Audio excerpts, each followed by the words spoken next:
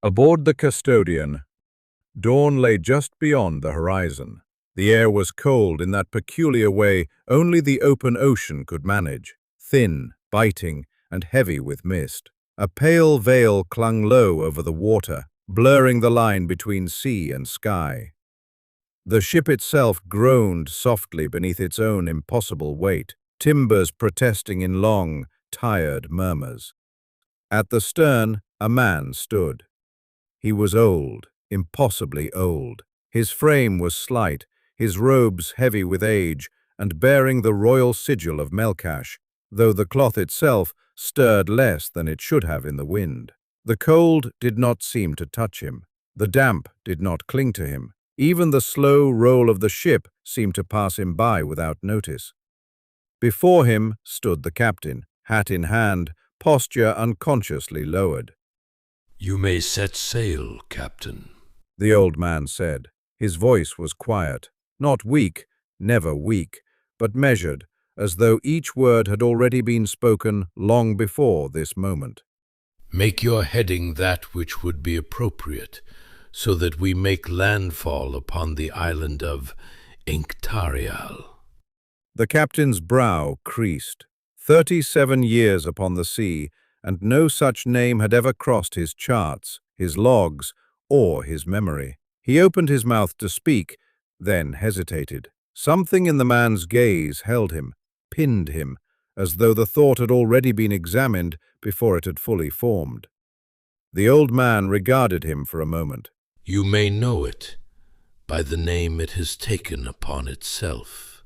A pause. The mist shifted. Azmir. The word struck like a sudden drop in the deck beneath his feet. The captain's hand tightened around his hat. He felt himself bow before he quite realized he had moved. "My lord, forgive me," he said carefully, choosing each word as though it might betray him. "but I have not been presented with writ of decree from the Council of Melkash authorizing passage to Azmir." For the first time, the old man's expression changed, though only slightly. "The Council of Melkash." The words were not spoken in anger. They were dismissed. "I am the magisterium prime of the keepers of the sacred vaults. The commission of my office was established by the Grand and High Emperor, Gallus Inducius Patarch IX, 7,211 years ago."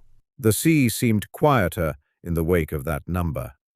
"My office has been occupied in unbroken succession since that time.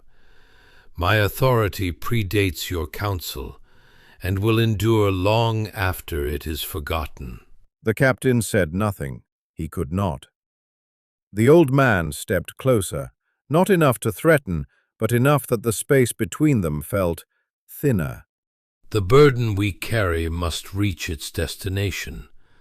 The world will adjust accordingly." Silence lingered between them, broken only by the distant creak of rigging and the slow breath of the sea. Then, as if concluding a trivial matter, "Make way to Azmir, Captain. Keep your course steady. There is no need to rush and risk this most critical mission. Take the safest and most dignified path." the old man turned slightly, his robes shifting just a fraction too late with the motion. "There is no urgency, only certainty." The captain swallowed, his voice settling into resignation. "Aye, my lord." He turned to the crew, voice steady by force of will alone. "All hands, cast off lines, loose sails, helm, set your course for Azmir."